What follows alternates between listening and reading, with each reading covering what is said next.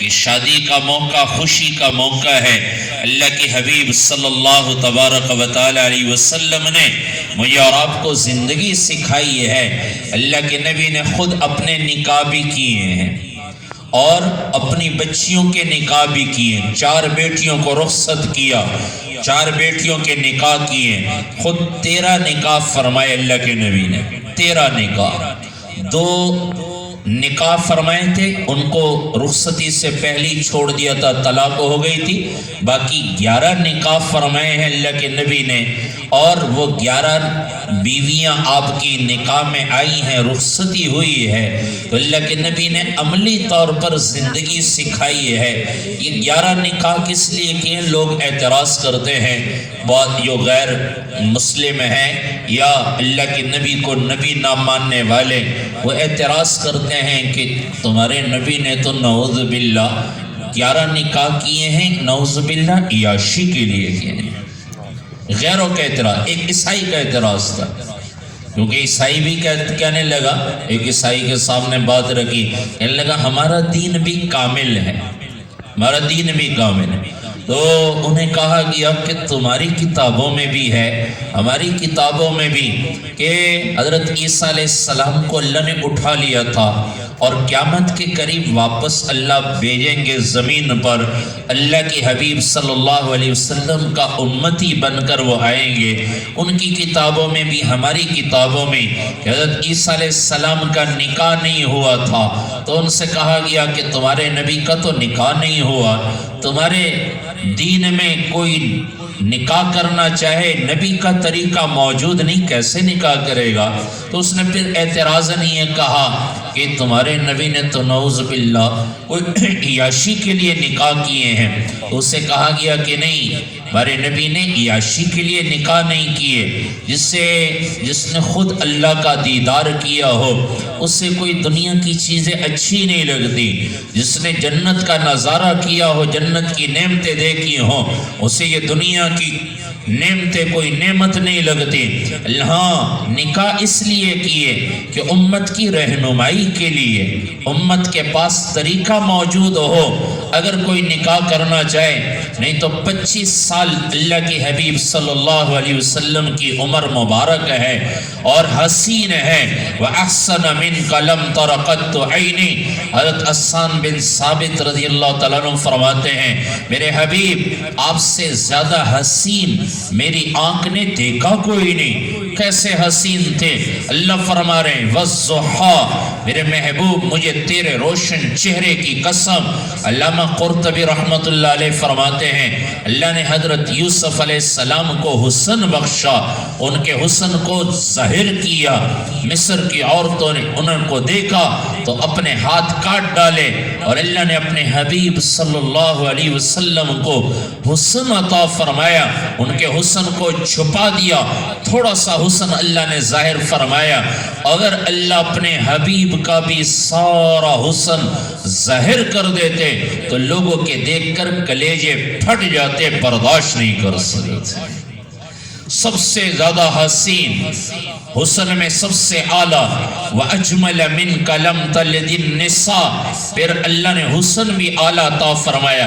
جیسے ہم رشتہ کرتے وقت دیکھتے ہیں، حسین بھی ہے اور خاندان بھی عالی خاندان ہو، اونچا خاندان ہو۔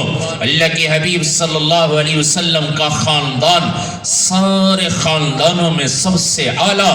اللہ کے نبی کا فرمان ہے، ان اللہ اصطفیٰ کنانہ من ولد اسماعیل، حضرت اسماعیل علیہ السلام کی اولاد میں سے اللہ نے بنی کنانہ کو چنا۔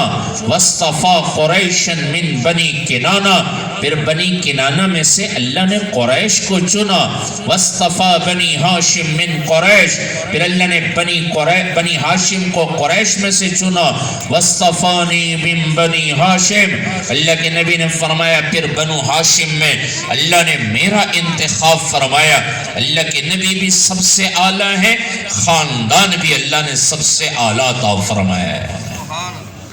انما یرید اللہ لیذہب عنکم الرجس اہل البیت ویطہرکم تطہیرا۔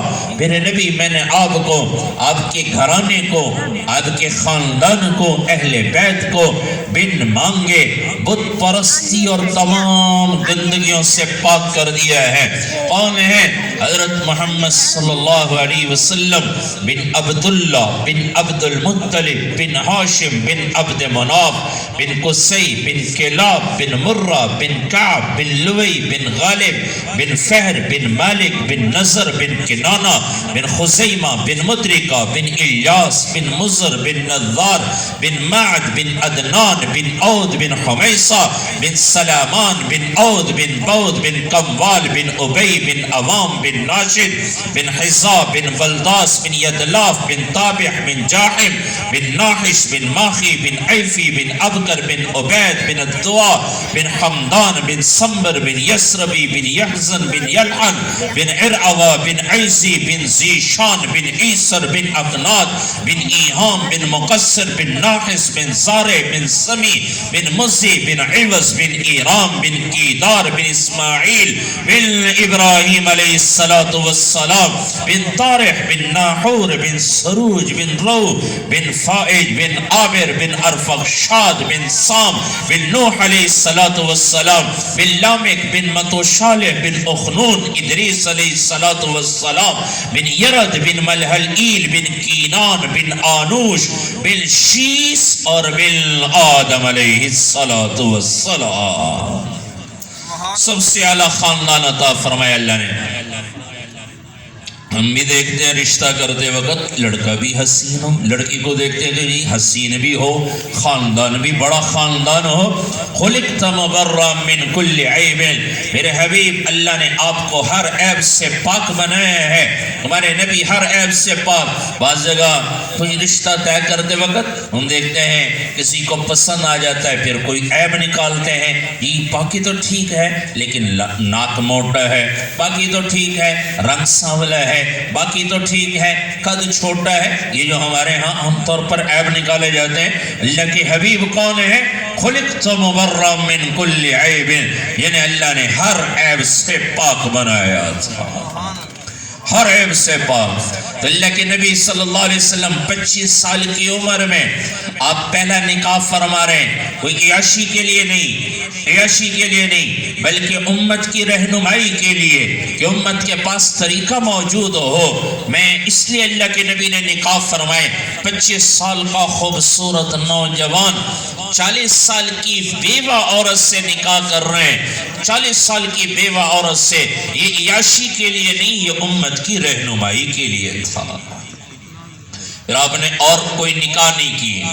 حضرت خدیجہ رضی اللہ عنہ سے پہلا نکاح ہوا، 50 سال عمر پہنچی، حضرت خدیجہ رضی اللہ عنہ کا انتقال ہوا۔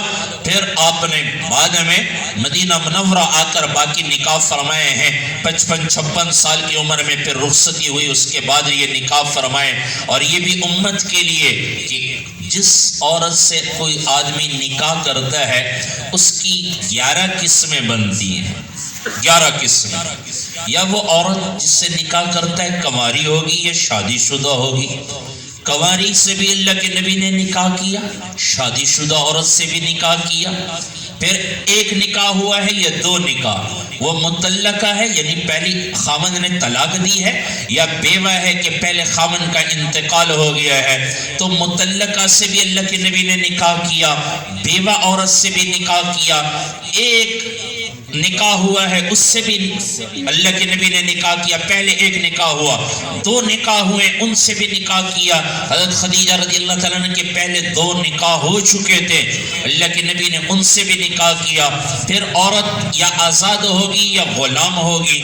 غلام پہلے زمانے میں باندیاں ہوتی تھی تو ان کے ساتھ بھی نکاح ہو سکتا تھا، لیکن اس کی 2 صورتیں تھیں، ایک یہ کہ اس سے آزاد کر دو پھر اس سے نکاح کر دو، یا مکاتبہ اس سے نکاح ہو سکتا ہے۔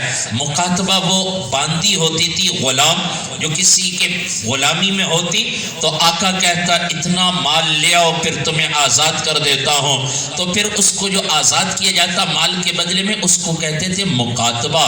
تو وہ اللہ کے نبی صلی اللہ علیہ وسلم نے ایک اپنی جو ہے بیوی میں سے باندی تھی، ان کا مکاتبت کا جو مال تھا وہ اللہ کے نبی نے ادا کیا، پھر ان سے نکاح کیا۔ ایک باندی آپ کے پاس آئی، آپ نے ان کو آزاد کیا، اس سے نکاح کیا۔ پھر ایک قسم ہے متبنہ، متبنہ کہتے ہیں منہ بولا بیٹا، اس کی بیوی سے نکاح جائز ہے، حقیقی بیٹے کی بیوی سے جائز نہیں، لیکن متبنہ کی بیوی سے جائز ہے۔ متبنہ کہتے ہیں حقیقی بیٹا نہ ہو، کسی کا گود لے کر پالا ہو اور ان کی بیوی نے اسے دودھ بھی نہ پلایا ہو، تو متبنہ کی بیوی سے نکاح جائز۔ اللہ کے نبی نے یہ نکاح بھی کیا۔ پھر ایک آدمی مرتد ہو جائے تو اس سے اس کی بیوی کا نکاح ٹوٹ جاتا ہے، جو آدمی مرتد ہو جاتا ہے۔ اللہ کے نبی نے مرتد کی بیوی سے بھی نکاح کر کے امت کو بتایا ہے کہ یہ 11 قسم کی عورتیں ہیں، ہر عورت سے میں نے نکاح کر کے امت کی رہنمائی کے لیے سبق چھوڑ دیا ہے کہ میری امت میں سے جو جس قسم کی عورت سے نکاح کرنا چاہے میرا طریقہ موجود ہے، اللہ کے نبی کا طریقہ موجود ہے۔ پھر آج کل عام طور پر نکاح کرتے وقت دیکھتے ہیں لوگ کہ جی لڑکا لڑکی والے دیکھتے ہیں لڑکا کوئی کمانے والا ہو، اگر وہ کوئی ملازمت پیشہ لوگ ہیں تو کہتے ہیں کوئی کمانے والا ہو، کوئی زمیندار طبقے کے لوگ ہیں وہ کہتے ہیں کتنی زمین ہے لڑکے کی، اور کوئی تاجر ہو جس پیشے سے تعلق رکھنے والا وہ کہتے ہیں لڑکا ایسا ہو، اور لڑکی والے یہ دیکھتے ہیں لڑکا ایسا ہو۔ لڑکے والے کیا دیکھتے ہیں؟ کوئی مالدار گھرانے کی لڑکی ہو تاکہ سامان زیادہ آئے، میراث میں کوئی زمین وغیرہ ملے، تو یہ لڑکا بھی یہ دیکھتا ہے، لڑکی بھی یہ دیکھتا ہے، لڑکی والے بھی یہ دیکھتے ہیں۔ اللہ کے نبی نے فرمایا سب سے پہلے دینداری دیکھو، دینداری دیکھو، اگر دینداری ہے نکاح کر دو، آپ کی بیٹی آپ کا بیٹا کچے پیاز سے روٹی کھا کر بھی خوشحال زندگی گزارے گا۔ لیکن اگر دینداری کوئی نہیں، سامان سے گھر بھر دو، لیکن دینداری کوئی نہیں تو ایسے گھر اجڑ جاتے ہیں، وہ گھر ہی دنیا میں ویران نظر آتے ہیں۔ کیوں کہ دینداری کو نہیں دیکھا۔ اللہ کے نبی صلی اللہ علیہ وسلم سے حضرت خدیجہ رضی اللہ تعالیٰ عنہ نکاح کر رہی ہیں تو آپ کی دیانتداری کو دیکھتے ہوئے حضرت علی رضی اللہ تعالیٰ عنہ کو اللہ کے نبی دونوں جہان کے سردار نبی اپنی بیٹی ان کے نکاح میں دے رہے ہیں تو دینداری کو دیکھ رہے ہیں۔ حضرت علی رضی اللہ عنہ کے پاس تو کچھ نہیں تھا، کرائے کا مکان تھا، کرائے کے مکان میں رہتے تھے اور باقی ہے ہی کچھ نہیں، لیکن دونوں جہان کے سردار نبی اپنی بیٹی ان کے نکاح میں دے رہے ہیں اور جنت کی خوشخبریاں دونوں کو مل رہی ہیں۔ کس وجہ سے نبی اپنی بیٹی کا رشتہ دے رہے ہیں؟ دینداری کو دیکھ رہے ہیں۔ اس لیے بھائیوں بہت سارے رشتے بچیوں کے اس لیے رکے ہوئے ہیں کہ جی جوڑ کا کوئی خاوند نہیں مل رہا، جی جوڑ کا لڑکا نہیں مل رہا، اور یہ جوڑ کی لڑکی نہیں مل رہی، اور ڈھونڈتے کیا ہے کہ یہ دنیا داری ہو۔ نہیں، دنیا داری سے کبھی گھر آباد نہیں ہوتے، گھر آباد ہوتے ہیں دینداری کی وجہ سے، دینداری کی وجہ سے۔ پھر رشتہ طے ہو گیا، رشتہ ہو گیا طے، پھر اس کے بعد ہمارے ہاں زیادہ رسمیں چلتی ہیں، یہ رسم بھی ہو وہ رسم بھی ہو۔ اللہ کے نبی صلی اللہ علیہ وسلم نے سادگی سکھائی ہے، سادگی سکھائی ہے، بلکہ پہلی والی بات کے ساتھ ایک اور قرآن کی آیت یاد آ گئی۔ اللہ تبارک و تعالیٰ فرما رہے وَأَنْكِحُوا الْأَيَامَ مِنْكُمْ وَالصَّالِحِينَ مِنْ عِبَادِكُمْ وَإِمَائِكُمْ، تم نکاح کرو إِن يَكُونُوا فُقَرَاءَ يُغْنِهِمُ اللَّهُ مِنْ فَضْلِهِ، اگر وہ فقیر ہیں تو اللہ اپنے فضل سے ان کو غنی کر دے گا۔ علماء نے لکھا ہے اگر وہ یعنی نکاح کرنا یہ بھی غنی بننے کے لیے ایک ذریعہ ہے۔ قرآن میں اللہ فرمانے اگر وہ غریب ہیں اللہ ان کو غنی، اگر وہ فقیر ہیں اللہ ان کو غنی کر دے گا اپنے فضل سے۔ تو اس لیے نکاح اس وجہ سے نہ کرنا کہ یہ لڑکا کمانے والا نہیں، لڑکی اعلی گھرانے کی نہیں مل رہی، اس وجہ سے نکاح نہ کرنا یہ بے وقوفی ہے۔ اس لیے دینداری کو دیکھ کر نکاح کریں۔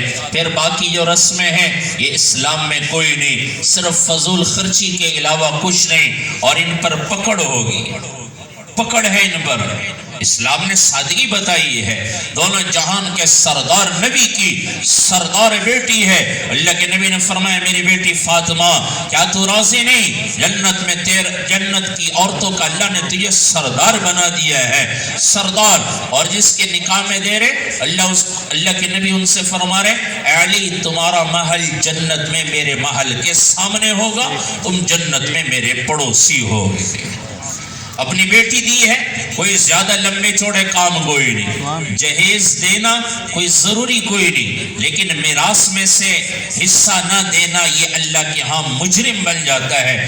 جہیز نہ دیا تو کوئی مسئلہ کوئی نہیں، اللہ کے ہاں مجرم نہیں بنے گا، لیکن اگر میراث میں سے حصہ نہ دیا، بہت سارے لوگ ہیں جو بیٹی کو جہیز کا سامان دے دیتے ہیں، پھر کہتے ہیں بیٹی ہم نے تجھے اپنا حصہ دے دیا باقی کچھ نہ مانگنا۔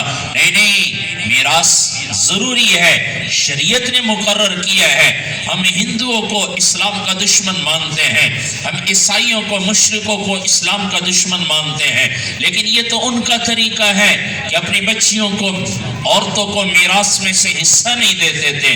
اور اللہ کے نبی نے تو چھوڑا ہی کچھ نہیں، اللہ کے نبی کے پاس تھا ہی کچھ نہیں، باقی اللہ کے نبی نے خود حضرت ابوبکر صدیق رضی اللہ تعالیٰ عنہ آپ کے دنیا سے لیرت فرمانے کے بعد فرمانے لگے میں نے اللہ کے نبی سے سنا تھا کہ ہمارا مال میراث کا نہیں ہوتا، ہم جو کچھ چھوڑ کے جاتے ہیں وہ سب اللہ کے نام پہ صدقہ کر دیا جاتا ہے۔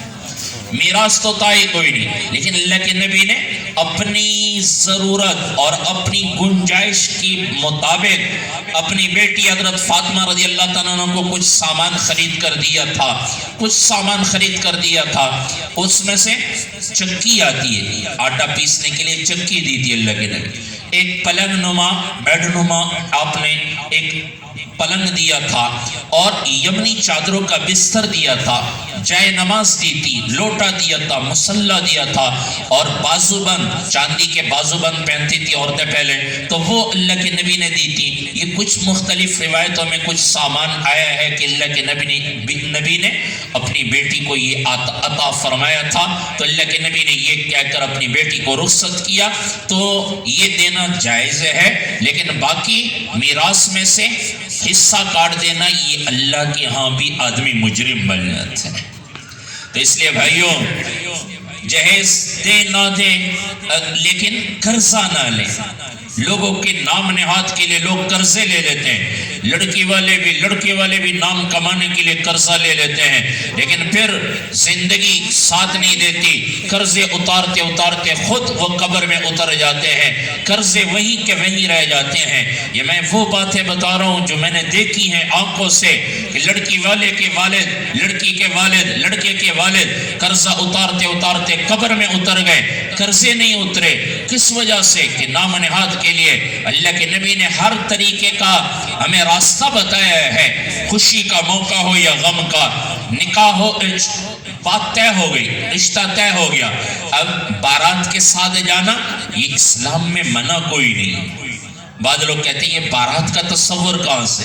حضرت خدیجہ رضی اللہ تعالیٰ عنہ کو اللہ کے نبی خود لینے گئے تھے، حضرت علی رضی اللہ تعالیٰ عنہ حضرت فاطمہ رضی اللہ تعالیٰ عنہ کو خود لینے گئے تھے، سواری بھی لے کر گئے تھے، اونٹنی جس پر آپ کو بٹھا کر لایا گیا، اور کچھ افراد ساتھ گئے تھے، کچھ عورتیں ساتھ گئی تھی۔ تو اللہ کے نبی دلہن کو لینے کے لیے خود گئے بھی ہیں اور دلہن کو آپ کے گھر میں لا کر چھوڑا بھی گیا ہے۔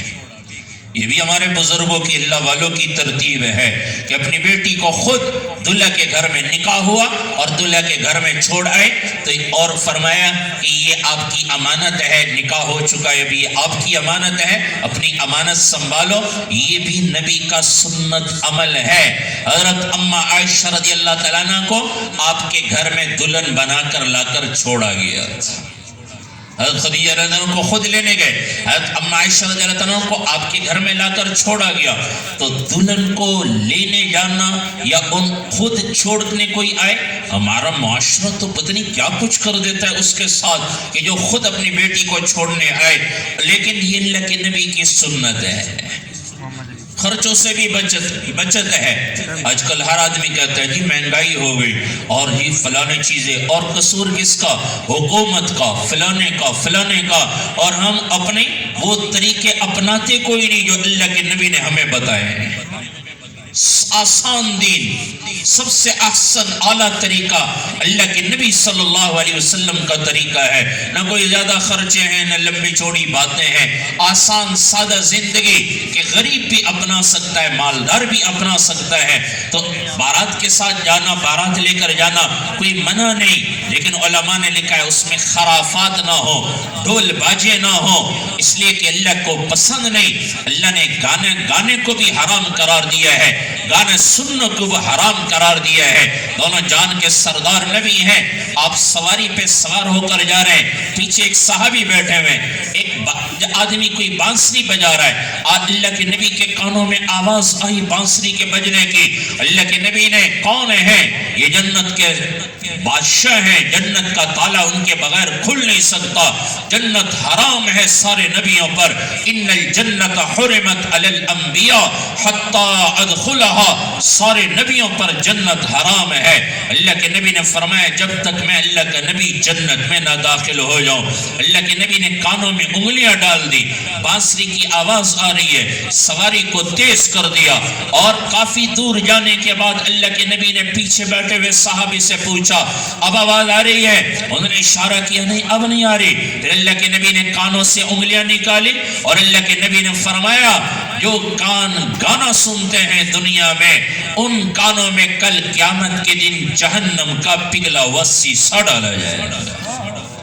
اس لیے ان چیزوں سے بچنا۔ بارات کے ساتھ جانا کوئی منع نہیں، لیکن خرافات نہ ہو، گانا بجانا نہ ہو، ڈول دھماکے کی آوازیں نہ ہو، اور مرد عورت کا اختلاط نہ ہو، مرد عورت کا اختلاط نہ ہو، بے پردگی نہ ہو۔ بے پردگی، ہماری مائیں بہنیں یا عورتیں بھی یہ آواز سن رہی ہیں، آپ کو تو اللہ نے اپنی نبی کی بیٹیوں کی بیٹیاں بنائی ہیں۔ حضرت فاطمہ رضی اللہ تعالیٰ عنہ کی اولاد، حضرت اماں عائشہ رضی اللہ تعالیٰ عنہ کی صف میں آپ لوگ کھڑے ہونے والی ہیں، اور وہ عورتیں تھیں جن کا بال بھی کسی نے نہیں دیکھا۔ حضرت فاطمہ رضی اللہ تعالیٰ عنہ کے انتقال ہونے لگا، طبرانی کی روایت ہے، حضرت فاطمہ رضی اللہ تعالیٰ نے باندی سے کہا کہ ایسا بندوبست نہیں ہو سکتا جب میرا انتقال ہو جائے تو میرا جنازہ ایسے اٹھے کہ کسی کو پتہ نہ چلے، جسم بھاری تھا یا ہلکا تھا، قد لمبا تھا یا چھوٹا تھا۔ تو وہ کہنے لگی میں نے افریقہ میں دیکھا، وہاں عورت کی چارپائی پر ایک جنگلہ ڈالا جاتا ہے، اس کے اوپر کپڑا ڈالتے ہیں، پتہ نہیں چلتا کہ قد لمبا ہے یا چھوٹا، جسم بھاری ہے یا دبلا پتلا۔ تو وہ فرمانے لگی میں تمہیں وصیت کرتی ہوں جب میرا جنازہ اٹھے تو اسی طرح اٹھانا، کسی کو پتہ نہ چلے کہ جسم بھاری تھا یا ہلکا، قد لمبا تھا یا چھوٹا۔ پھر جب انتقال ہونے لگا غسل فرمایا، میری کے پتے پانی میں ڈال کر پانی گرم کرایا، پھر غسل فرمایا، پھر غسل فرمانے کے بعد چارپائی درمیان میں رکھوائی کمرے کے درمیان میں، اور چارپائی پہ لیٹ گئی اور فرمانے لگی۔ حضرت علی رضی اللہ عنہ موجود نہیں تھے، اپنے خادمہ سے کہہ رہی ہیں، فرما رہی ہیں کہ میرا غسل ہو چکا ہے۔ حضرت علی رضی اللہ تعالیٰ عنہ سے کہنا میرا جسم نہ کھولا جائے، میرا غسل ہو چکا ہے۔ حضرت علی رضی اللہ عنہ آئے، طبرانی کی روایت ہے کہ آپ کو غسل نہیں دیا گیا، بعض جگہ آتا ہے کہ غسل دیا گیا، حالانکہ آدمی انتقال کر جائے تو لوگ مرد انہیں غسل دیتے ہیں، عورت کا انتقال ہو جائے تو پھر عورتیں انہیں غسل دیتی ہیں، لیکن یہ کون ہیں؟ یہ دونوں جہان کے سردار نبی کی بیٹی ہیں، جو فرما رہی ہیں میں علی سے کہنا میرا غسل ہو چکا ہے، میرا جسم نہ کھولا جائے۔ حضرت علی رضی اللہ عنہ جب آئے فرمانے لگے ایسی ہی ہوگا، ایسی ہی ہوگا، اور پھر ان کا جنازہ اٹھا ہے تو اس طرح، تو بارات میں جانا کوئی منع کوئی نہیں، بے پردگی نہ ہو، بے پردگی نہ ہو۔ علماء نے لکھا ہے جو عورت بازار میں بغیر پردے کے شرعی پردے کے جاتی ہے، اس عورت سے پاک دامن عورت کا پردہ کرنا واجب ہے۔ ایسی عورت سے بھی پردہ کیا جائے جو بازار بغیر پردے کے جاتی ہے۔ اللہ نے صحابہ کی نسبت عطا فرمائی، صحابہ کی عورتوں کی نسبت عطا فرمائی، تو بارات کے ساتھ جانا کوئی منع کوئی نہیں۔ پھر وہاں جا کر نکاح ہوتا ہے، نکاح میں حق مہر واجب ہے، طے کرنا ادا کرنا بھی واجب، طے کرنا بھی واجب ہے۔ بعض تو موقع پر ہی ادا کر دیتے ہیں۔ ہمارے نبی کی کیا خوبصورت زندگی ہے۔ ہر آدمی کو کچھ لوگ ہیں دنیا میں جو غریب ہیں، نیچے طبقے کے لوگ، کچھ ہیں جو درمیانے طبقے کے لوگ، درمیانے درجے کے، کچھ ہیں جو مالدار ہیں، اللہ نے مال دیا ہے۔ تو دونوں جہان کے سردار نبی نے ہر طبقے والے کو طریقہ بتایا ہے۔ غریب ہے تو اللہ کے نبی نے حق مہر کم از کم، علماء نے لکھا ہے 10 درہم، آج کے زمانے میں کم از کم حق مہر 10 درہم، 7 مسکال چاندی، 7 مسکال وزن چاندی کا یہ 10 درہم بنتے تھے اس زمانے میں۔ تو یہ اتنا کم از کم حق مہر ہے، کم از کم حق مہر۔ درمیانے درجے کا حق مہر اللہ کے نبی نے ادا فرمایا، وہ 400 درہم اللہ کے نبی نے ادا کیے ہیں۔ 400 درہم آج کل تقریباً کچھ عرصہ پہلے پتہ کیا تھا 35 سے 40 ہزار روپے بنتے ہیں۔ اور عام طور پر لوگ نکاح کرتے ہیں تو لوگ کہہ دیتے ہیں جی حق مہر شرعی لکھو چا۔ ہم بھی نکاح پڑھاتے ہیں تو کہتے ہیں حق مہر شرعی لکھو چا۔ ہم کہتے ہیں مقرر کرو کتنا ہو، وہ کہتے ہیں 500 روپے لکھو چا۔ تو 500 روپے حق مہر نہیں بنتا، آج کے زمانے میں کم از کم 5000 روپے کم از کم حق مہر۔ لیکن جو درمیانے درجے کے لوگ ہیں انہیں اللہ کے نبی نے دکھایا ہے 35 سے 40 ہزار روپے کم از کم 400 درہم۔ اور جو مالدار لوگ ہیں وہ بھی لکھوا دیتے ہیں 5000 حق مہر لکھ دو۔ اور ہم تو کہتے ہیں نہیں، آپ کا حق مہر زیادہ ہونا چاہیے، آپ مالدار ہو، اللہ نے مال دیا ہے۔ حضرت ام حبیبہ رضی اللہ تعالیٰ عنہ کے نکاح کے موقع اللہ کے نبی نے ان سے نکاح فرمایا۔ نجاشی بادشاہ نے آپ کی خدمت میں 400 دینار بھیجے تھے، جن کی قیمت آج کے زمانے میں 5 لاکھ روپے سے زیادہ بنتی ہے۔ تو مالدار ہے تو یہ دے، کیونکہ مالدار آدمی کھانے میں، ولیمے میں، باقی شادی کے خرچے میں خوب لگاتا ہے۔ اور جب حق مہر کی باری آتی ہے جی 5000 لکھو، 5000 لکھو۔ ہمارے جاننے والے وہاں مظفر گڑھ میں ان کے بھانجے کا نکاح ہوا تو 3 دن میں وہ کہنے لگے 38 لاکھ روپیہ خرچ ہوا ہے۔ 3 دن 38 لاکھ، بس کریں۔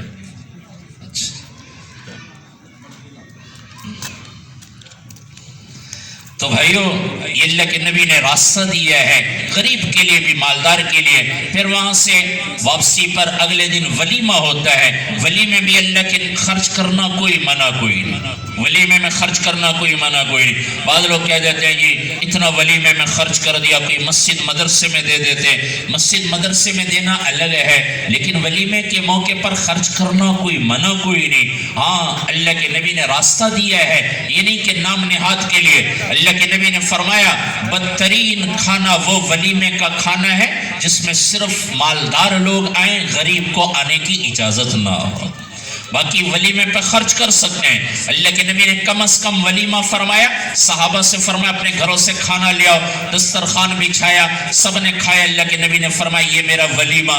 حافظ محمد یوسف صاحب یوں کر لیں تو کوئی بھی نہیں چھوڑے گا ہم میں سے، وہ جی یہ کیا کیا، ایسے بھی کوئی ولیمہ ہوتا ہے، اللہ کے نبی کی سنت ہے۔ پھر اس سے اوپر درجے کا ولیمہ اللہ کے نبی نے فرمایا، وہ اللہ کے نبی نے دودھ پلایا۔ 2 روایتیں آتی ہیں حضرت ام عائشہ رضی اللہ تعالیٰ عنہ کے ولیمے کے موقع پر جب ان سے نکاح فرمایا تھا۔ ایک روایت آتی ہے دودھ پلایا سب کو، اور ایک روایت میں آتا ہے شہد کا شربت اور کھجوریں کھلائی۔ یہ اس سے اوپر کا ولیمہ. اس سے اوپر ولیمہ حضرت زینب رضی اللہ تعالیٰ عنہ کے ولیمے کے موقع پر، کیونکہ ان سے نکاح بڑا عجیب ہوا تھا. نکاح میں ہوتا ہے ایجاب اور قبول، اور خطبہ ہوتا ہے، حق مہر طے کیا جاتا ہے. لیکن اللہ نے حضرت زینب رضی اللہ تعالیٰ عنہ سے خود اللہ فرما رہے ہیں کہ جب زید سے نباہ نہ ہو سکا تو زینب سے ہم نے آپ کا نکاح کر دیا. آسمانوں پر نکاح ہوا، ایجاب و قبول کوئی نہیں، خطبہ کوئی نہیں، حق مہر کوئی نہیں، اور خود اللہ کے نبی کا نکاح ہو گیا آسمانوں پر. حضرت زینب رضی اللہ تعالیٰ عنہ سجدے میں گر گئی، اور پھر انہوں نے ہی بندوبست کیا اپنے ولیمے، اللہ کے نبی کے ولیمے کا. گوشت روٹی کھلائی گئی. پھر اس سے بھی ایک اعلیٰ درجے کا ولیمہ اللہ کے نبی نے کیا کہ 3 دن تک اللہ کے نبی ولیمے کا کھانا کھلاتے رہے.